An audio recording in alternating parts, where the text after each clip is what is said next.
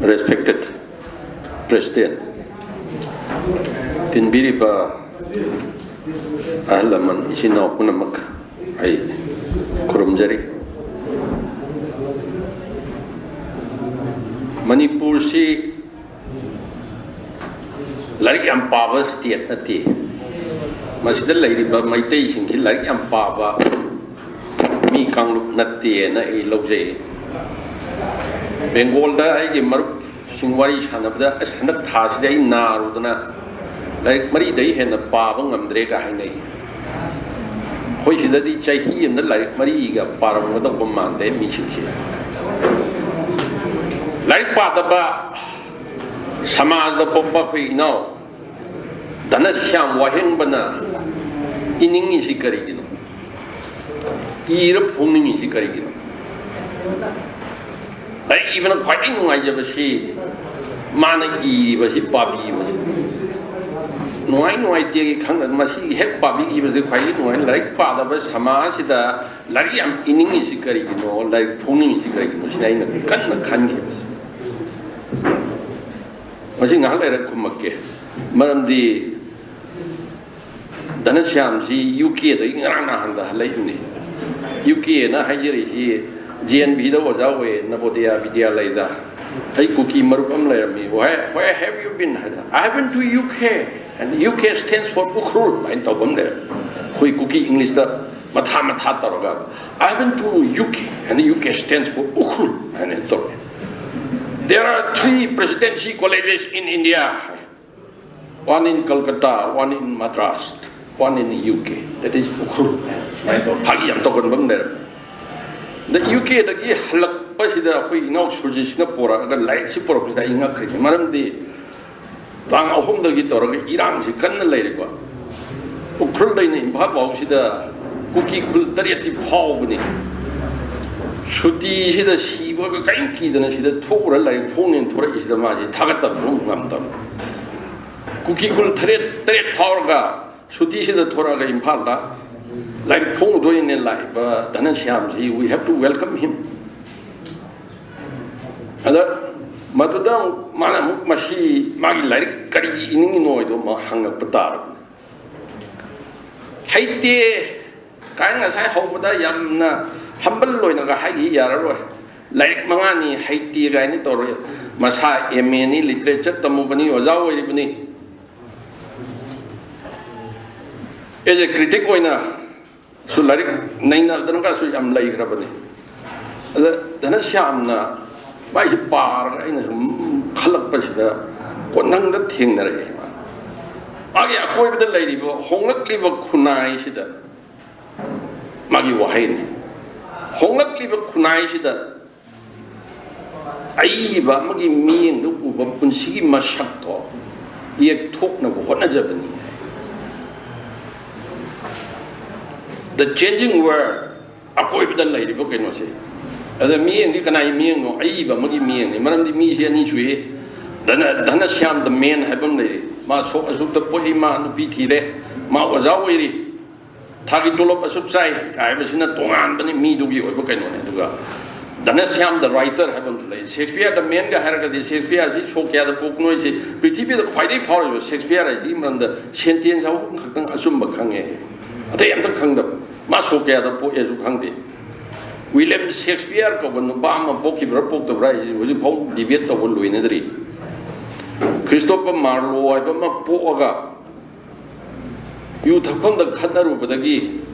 Masi, Paran and Maming Lotaga Lila, Irapani have a kangu to the young camps at the 20th century or oh, Magi Mongonga to top higher tinnery. Maduma Madmaidona, Tanasham, Ziggy, me or Masakina, Danasham the writer, Larry even Tanasham, me and the Urakpa, Hongakli was Samazgi,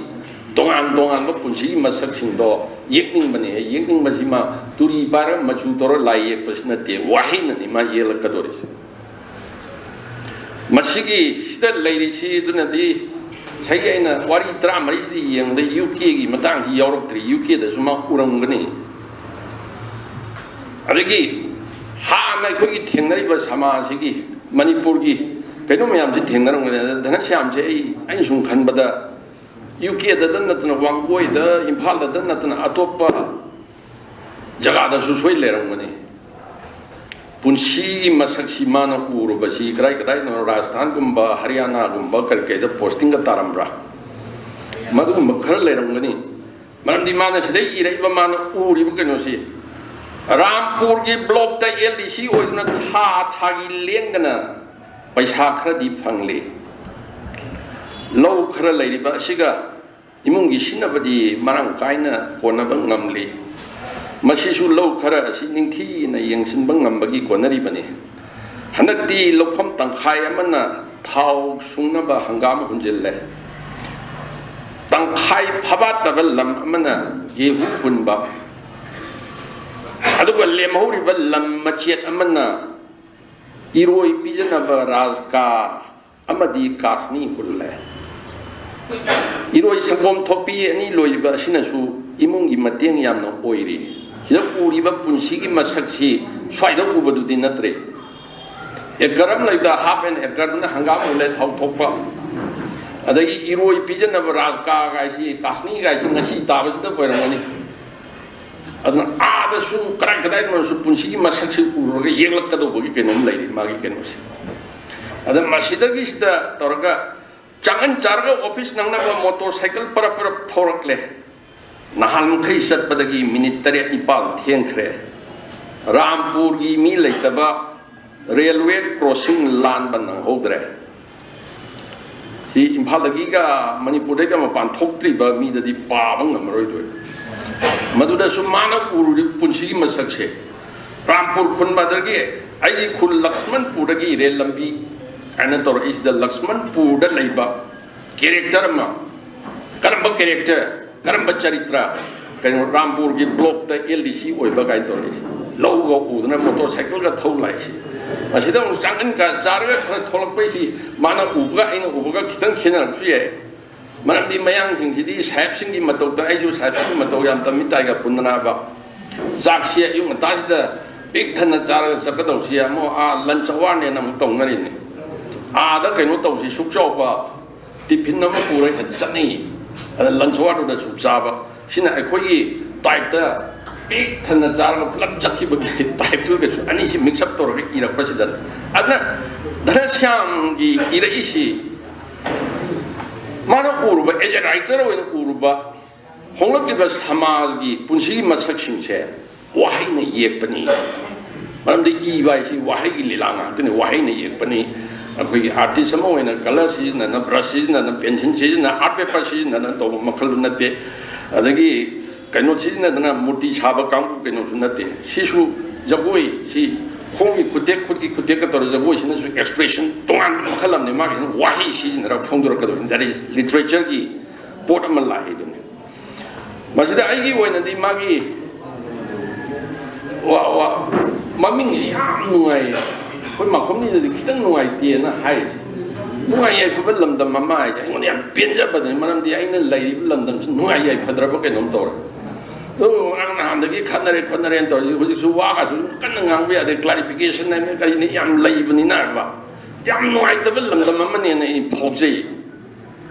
ada phayeng gi de gi haidarak ba tay popi de kuidri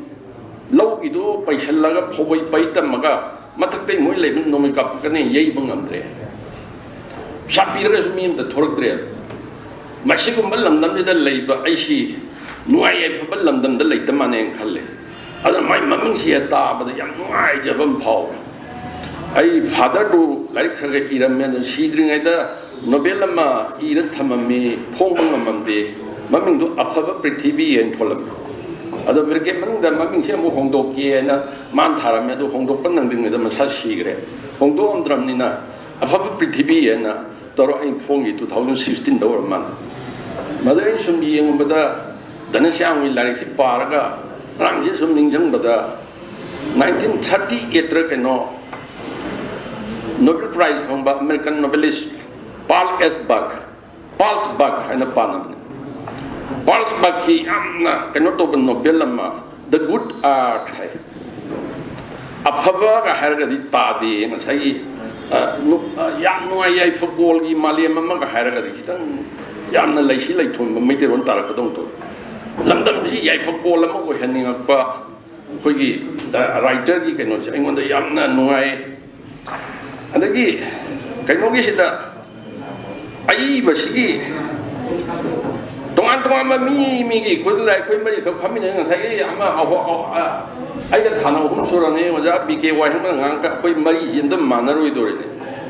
खुगा खुई करी करी ma'am से अंत मानदे अद धन श्यामगी माई लोंदा खर ले मागी राइटर से ममांगी से हंदकी पारुदे ममांगी लाइक पाद्रे लौरग पातारी कईनोगी तौरगा कहीं हेक फाटुप अहम हौबी थलाउ तब ट्रिंग ट्रिंग ट्रिंग ट्रिंग ट्रिंग ट्रिंग ट्रिंग से टेलीफोन मखोन टेलीफोन मखोन से ट्रिंग ट्रिंग है क्रिंग क्रिंग है खाली क्रिंग क्रिंग क्रिंग क्रिंग ट्रिंग ट्रिंग ट्रिंग है हौ अतोप टेलीफोन मखोन से क्रिंग क्रिंग क्रिंग क्रिंग है चल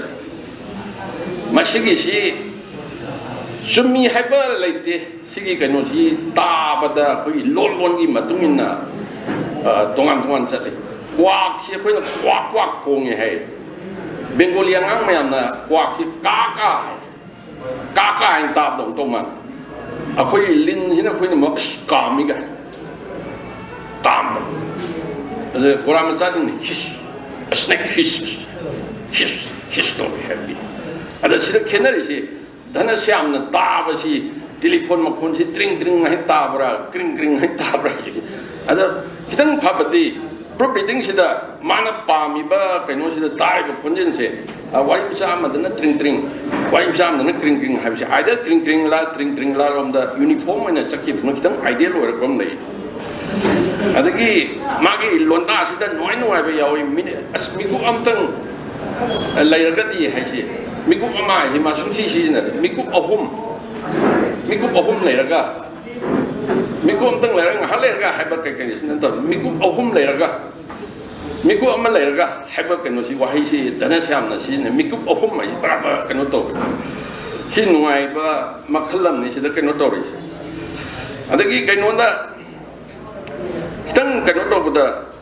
ऑक्टो आइना बराबर सिनबा ऑटोमेटिक ऑटो रिक्शा केटी की ना ऑक्टो कोटवे कोइटे तो ई की बस स्पेलिंग की तक नुआई रखते ना वाली मचास हंजन ना ऑटो रिक्शा से जब तोंगे अब अद ऑक्टो है ना से अद रिक्शा पुला कहीं नोजी का हंसी ऑटो का तुम हायर का देखते मैं अतोपा जगह में दरी खंग दम मतंग लाकनी ऑटो ये करी मो है ना अंदी ऑटो कार है पर कहीं नोजी सीज न रखनी है देखी ऑटो बस है बस लाकनी के अदा ngसाई नोंगै मखोन सिसु फांग फांग नोंगै मखोन सि दांग दांग है अस मसि थेलाउ कापथो मि गाय सि सिने अखोइना सिना अदा दांग दांग हैरकद्रा अदा मागी फांग फांग नोंगै मखोन सि फांग फांग तारहि गाय अखोइगी तोंगानबा माई लोंदा अम लेरि अदगी याम नुआई बदना अखोइगी साहित्यका सिंगसि समाजगी सि येंगिनेदि हरगा समाजसिना मांगदा चक्का साहित्यकासिना तुंगदा बराबर चटपने होजिक सुआंगांग सिंगसिना सिनरि मसि खुमक्ना तोकनी गाय फुनिंग बगी उम्बई गाने हुंगेदो मसिगा हाइबगी वाहै लै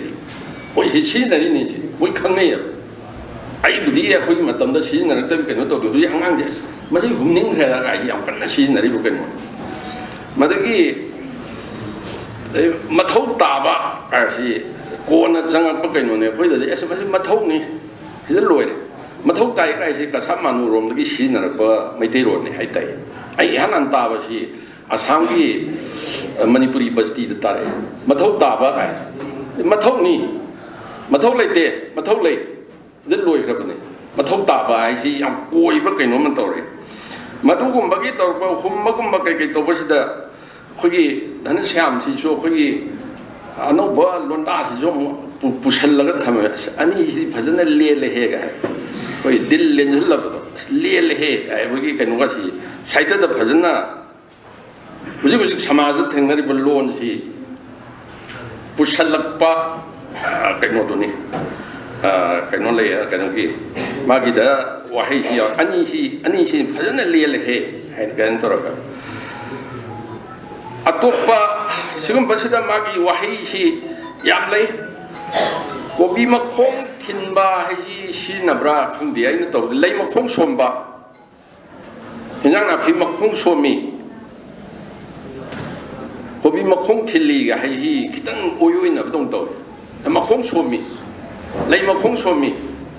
ꯊꯥꯡꯖꯧ ꯑꯃ ꯄꯥꯏꯔꯒ ꯀꯩꯅꯣꯁꯤ ꯂꯩ ꯃꯈꯣꯡ ꯁꯣꯝꯃꯤ ꯀꯥꯏꯅ ꯍꯥꯏꯕꯁꯤꯗ ꯈꯤꯇꯪ ꯀꯩꯅꯣ ꯇꯧꯕꯗꯧꯅ ꯇꯧꯋꯦ ꯑꯗꯩ ꯉꯁꯥꯏꯒꯤ ꯑꯅꯧꯕ ꯀꯩꯅꯣꯒꯤ ꯁꯤꯖꯤꯟꯅꯔꯛꯄꯁꯤꯗ ꯃꯁꯤꯒꯤꯁꯤꯗꯤ ꯑꯩꯗꯤ ꯁꯤꯖꯤꯟꯅꯕ ꯍꯩꯇꯦ ꯃꯐꯝꯗꯨ ꯉꯝꯕꯅꯤ ꯅꯪ ꯑꯥꯔꯇꯤꯀꯜ ꯏꯕ꯭ꯔꯥ ꯀꯩꯅꯣꯝ ꯇꯧꯈ꯭ꯔꯦ ꯅꯪ ꯑꯩꯈꯣꯏꯗꯤ ꯆꯥꯔꯔꯣꯏꯒꯦ ꯍꯥꯏꯕꯒꯨꯝꯕ ꯀꯩꯅꯣ ꯌꯥꯝ ꯑꯣꯏꯅꯕ ꯃꯩꯇꯩꯔꯣꯜ ꯑꯃ ꯁꯨꯝ ꯇꯥꯔꯤ ꯑꯥꯗ ꯃꯟꯇ꯭ꯔꯤ ꯑꯣꯏꯕꯅꯁꯨ ꯁꯨꯝ ꯉꯥꯡꯉꯦ ꯆꯥꯔꯔꯣꯏꯒꯦ ꯑꯩꯗꯤ ꯆꯥꯔꯔꯣꯏ ꯆꯥꯔꯔꯣꯏꯌꯦ ꯍꯥꯏꯗꯕ ꯆꯥꯔꯔꯣꯏꯒꯦ ꯍꯥꯏꯁꯤ ꯀꯔꯤ ꯍꯥꯏꯔꯤꯕ ꯀꯩꯅꯣ ꯃꯩꯇꯩꯔꯣꯜꯅꯣ ꯑꯩ ꯒ꯭ꯌꯥꯟ ꯁꯨꯛꯇꯥ ꯇꯥꯗꯦ ꯃꯁꯤꯒꯤꯁꯤ ꯌꯥꯝ ꯆꯠꯅꯕ ꯑꯃ ꯇꯧꯋꯦ ꯃꯗꯨꯒꯤꯗꯣ ꯑꯩꯈꯣꯏ ꯔꯥꯏꯇꯔꯁꯤ ꯈꯪꯉꯝꯃꯒ ꯃꯁꯤ ꯁꯤꯖꯤꯟꯅꯔꯦ ꯑꯩꯈꯣꯏ ꯆꯥꯔꯔꯣꯏꯒꯦ ꯒꯣ ꯌꯦꯀꯥꯔꯗ ꯂꯣꯏꯁꯤꯟꯕ ꯆꯥꯔꯔꯣꯏꯌꯦ ꯑꯟꯗꯔꯁꯇꯦꯟ ꯌꯦꯀꯥꯔꯗ ꯁꯤꯖꯤꯟꯅꯔꯛꯇꯕ ꯀꯩꯅꯣꯒꯤꯗ ꯌꯥꯎꯔꯦ ꯈꯤꯇꯪ ꯇꯤꯆꯤꯡ ꯄ꯭ꯔꯣꯐꯦꯁꯟꯗ ꯀꯨꯏꯅ ꯂꯩꯕꯅꯤꯅ ꯔꯥꯝꯄꯨꯔꯒꯤ ꯕ꯭ꯂꯣꯛꯇ LDC ꯑꯣꯏꯕ ꯃꯥꯏ ꯃꯔꯨꯞ ꯃꯄꯥꯡ ꯀꯔꯤ ꯅꯕꯣꯗꯌꯥ ꯕꯤꯗ꯭ꯌꯥꯂꯣꯏꯒꯤ ꯁ꯭ꯀꯨꯜꯗ ꯀꯩꯗ ꯊꯦꯡꯅꯔꯛꯄ ꯃꯌꯥꯝ ꯑꯃꯗꯤ ꯂꯩꯔꯝꯒꯅꯤ ꯑꯗꯣ ꯗꯤꯔꯦꯛꯇꯣꯔꯦꯠ ꯏꯁꯇꯥꯕ꯭ꯂꯤꯁꯃꯦꯟꯁꯤꯗ ꯎꯅꯕ ꯆꯠꯄꯒꯤ ꯑꯃ ꯌꯥꯎꯔꯤ ꯀꯔꯤ ꯋꯥꯔꯤꯗꯅꯣ ꯀꯥꯎꯔꯦ ꯑꯗ ꯗꯤꯔꯦꯛꯇꯔꯁꯤ ꯎꯅꯔꯦ ꯖꯣꯏꯟ ꯁꯦꯀ꯭ꯔꯦꯇꯔꯤꯁꯨ ꯑꯃꯨꯛ ꯂꯩꯔꯝꯃꯦꯅ ꯍꯥꯏ ꯗꯤꯔꯦꯛꯇꯣꯔꯦꯠꯇꯗꯤ ꯉꯁꯥꯏꯒꯤ ꯂꯩꯗꯣꯏꯁꯤ ꯗꯤꯔꯦꯛꯇꯔ ꯑꯦꯗꯤꯁꯅꯦꯜ ꯗꯤꯔꯦꯛꯇꯔꯒꯨꯝꯕ ꯖꯣꯏꯟ ꯗꯤꯔꯦꯛꯇꯔꯒꯨꯝꯕ ꯗꯤꯄꯨꯇꯤ ꯗꯤꯔꯦꯛꯇꯔꯒꯨꯝꯕ ꯑꯦꯁꯤꯁꯇꯦꯟ ꯗꯤꯔꯦꯛꯇꯔꯒꯨꯝꯕ ꯖꯣꯏꯟ ꯁꯦꯀ꯭ꯔꯦꯇꯔꯤ ꯍꯥꯏꯁꯤꯅ ꯁꯦꯀ꯭ꯔꯦꯇꯔꯤꯌꯦꯠꯇ secretary additional secretary joint secretary deputy secretary under secretary ꯀꯥꯏꯅ ꯂꯩꯕꯅ ꯑꯗꯨꯝ ꯈꯤꯇꯪ ꯑꯗꯨꯒꯨꯝꯕꯗ ꯇꯦꯛꯅꯤꯀꯦꯜ ꯑꯣꯏꯅ ꯀꯩꯅꯣ ꯇꯧꯕꯗꯨꯅꯤ ꯃꯗꯨꯒꯤ ꯊꯦꯡꯅꯔꯒ ꯈꯪꯉꯛꯀꯅꯤ ꯑꯗꯨꯒꯤ ꯀꯩꯅꯣꯗꯣ ꯑꯗꯒꯤ ꯄ꯭ꯂꯁ ꯋꯥꯔꯤ ꯃꯆꯥꯒꯤ ꯂꯥꯏꯔꯤꯛ 5 ꯏꯔꯕ ꯋꯥꯔꯤ ꯃꯆꯥꯒꯤ ꯂꯥꯏꯔꯤꯛ 5 ꯏꯔꯕ ꯑꯩꯈꯣꯏꯒꯤ ꯙꯅꯁ꯭ꯌꯥꯝꯁꯤꯗ ꯉꯁꯤꯒꯤ ꯍꯧꯖꯤꯛ ꯐꯣꯡꯉꯤꯕ ꯂꯥꯏꯔꯤꯛ ꯋꯥꯔꯤ ꯃꯆꯥ 14 ꯌꯥꯎꯕ ꯑꯃꯈꯛ ꯇꯦꯛꯅꯤꯛ ꯑꯃꯈꯛ ꯀꯟꯅꯁꯦ ꯍꯟꯖꯟ ꯍꯟꯖꯟ ꯁꯤꯖꯤꯟꯅꯃꯟꯈꯤꯗꯅ ꯕꯣꯔꯤꯡ ꯑꯣꯏꯔꯛꯄ ꯍꯥꯏꯇꯥꯔꯦ ꯑꯃꯈꯛꯇꯪꯒ ꯁꯤꯖꯤꯟꯅꯔꯒꯗꯤ ꯌꯥꯝ ꯇꯥꯅꯤꯡꯒꯗꯧꯕ ꯌꯥꯝ ꯌꯦꯡꯅꯤꯡꯒꯗꯧꯕ ꯃꯤ ꯑꯃꯅ ꯈꯜꯂꯤꯕ ꯋꯥꯈꯜ ꯃꯉꯣꯟꯗ ꯈꯜꯂꯤꯕ ꯋꯥꯈꯜ ꯀꯩꯀꯩꯁꯤ ꯃꯥꯅ ꯑꯩꯈꯣꯏ ꯙꯅꯁ꯭ꯌꯥꯝꯅ ꯏꯕꯩ ꯇꯦꯛꯅꯤꯛꯇ ꯑꯩꯈꯣꯏ ꯋꯥꯔꯤꯁꯤ ꯁꯨꯝꯅ ꯏꯔꯝꯃꯒ ꯏꯇꯥꯂꯤꯛꯁꯇ ꯏꯊꯣꯔꯛꯀꯅꯤ ꯃꯤꯅ ꯈꯜꯂꯤꯕ ꯋꯥꯈꯜꯁꯦ ꯑꯗꯨꯒ ꯃꯈꯥꯗ ꯃꯥꯅ ꯏꯇꯠ ꯇꯠꯇꯅ ꯁꯤꯖꯤꯟꯅꯔꯤꯁꯤꯅ ꯑꯩꯒꯤ ꯊꯃꯣꯏꯅ ꯍꯥꯏ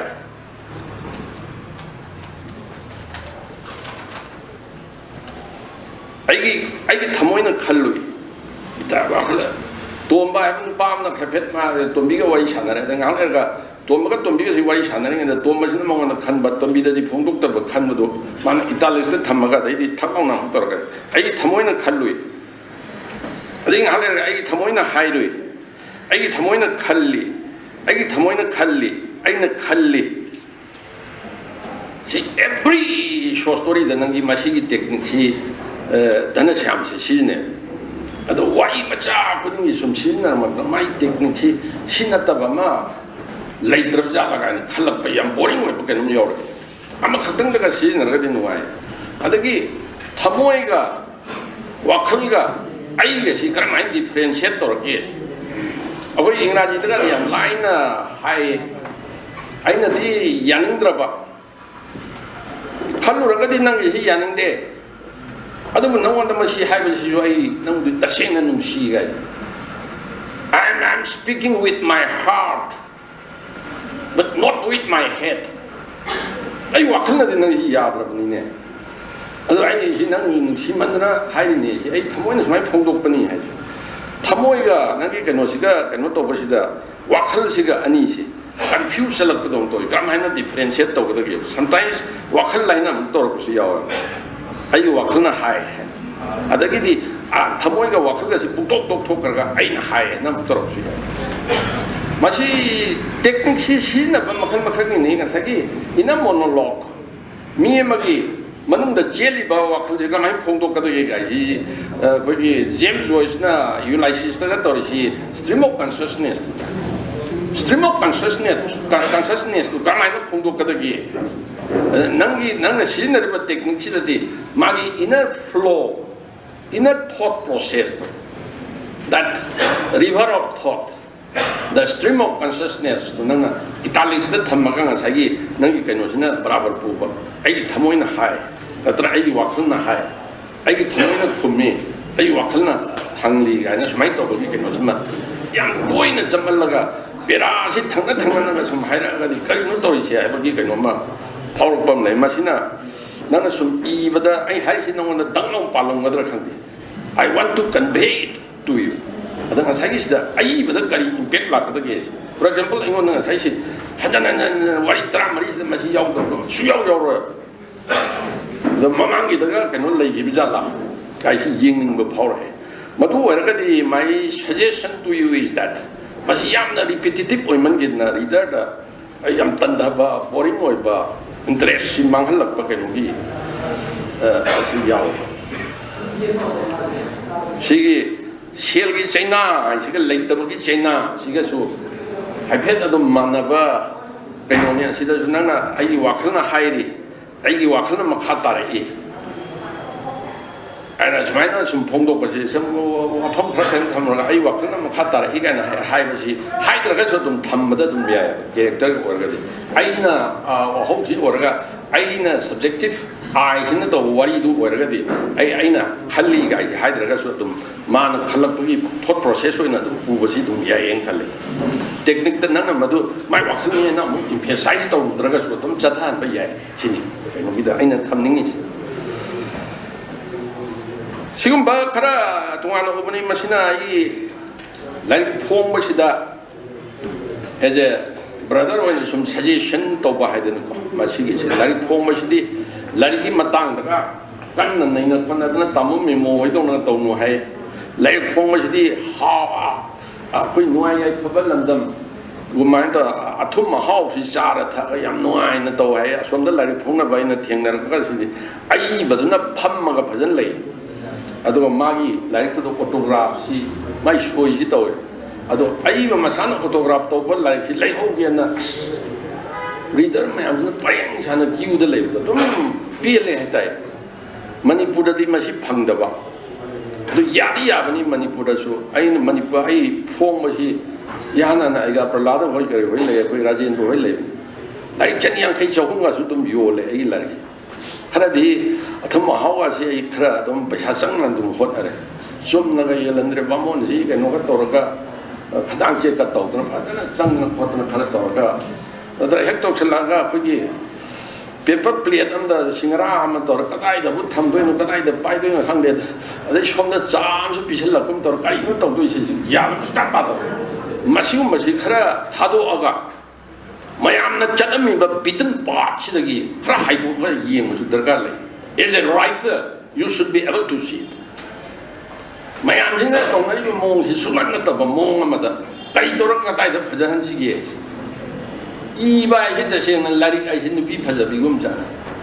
And then tell on me ying and Bamjanga. Mittalong Kadam Bagumba. Sunday Kitan was in Sikim Fire with the Kitan fight in Bamjanga. Not a Sunday Gang, Nana, some Jatay and some Jatay ying the Bam Power.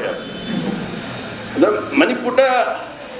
like Pomba, take over the writers and she like Badaba, lunch in the Larry Eva Mishu party is a Kanga.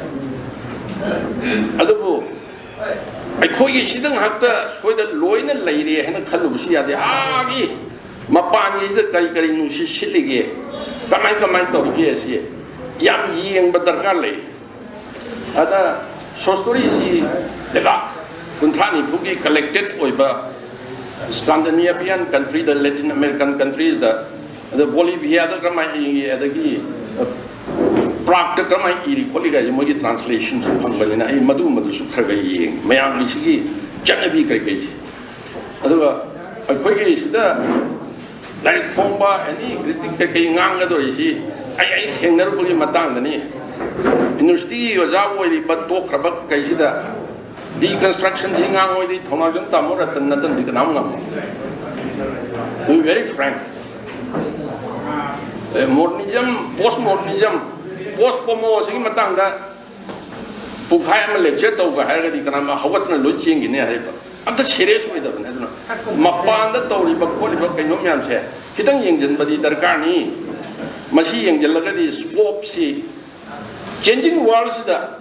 ꯑꯦज A writer ꯑꯣꯏꯅ ꯅꯪꯅ ꯎꯔꯤꯕ ꯃꯤꯠꯌꯦꯡꯗꯣ ꯈꯔ ꯄꯥꯛꯊꯣꯔꯛꯄ ꯃꯣꯏꯅ ꯀꯔꯝ ꯍꯥꯏꯅ ꯇꯧꯔꯤꯒꯦ ꯑꯩꯈꯣꯏꯅ ꯀꯔꯝ ꯍꯥꯏꯅ ꯇꯧꯔꯤꯒꯦꯁꯦ ꯃꯁꯤ ꯀꯝꯄꯤꯌꯔ ꯑꯦꯟ ꯀꯟꯇ꯭ꯔꯥꯁ ꯇꯧꯕꯗꯣ ꯑꯩ ꯌꯥꯝ ꯅꯨꯡꯉꯥꯏꯅꯦꯅ ꯈꯜꯂꯦ ꯑꯩꯉꯣꯟꯗꯗꯤ ꯌꯥꯝ ꯅꯨꯡꯉꯥꯏ ꯅꯪꯁꯨ ꯏꯅꯥꯎꯁꯨ ꯅꯨꯡꯉꯥꯏꯕ꯭ꯔꯥ ꯌꯦꯡꯕꯤꯌꯨ before you go to U K ꯆꯠꯇ꯭ꯔꯤꯉꯩꯗ ꯑꯃꯨꯛꯇꯪ ꯌꯦꯡꯕꯤꯌꯨ ꯍꯥꯏꯖꯔꯒ ꯑꯩ ꯂꯣꯏꯁꯤꯟꯖꯒꯦ ꯊꯦꯡꯛ ꯌꯨ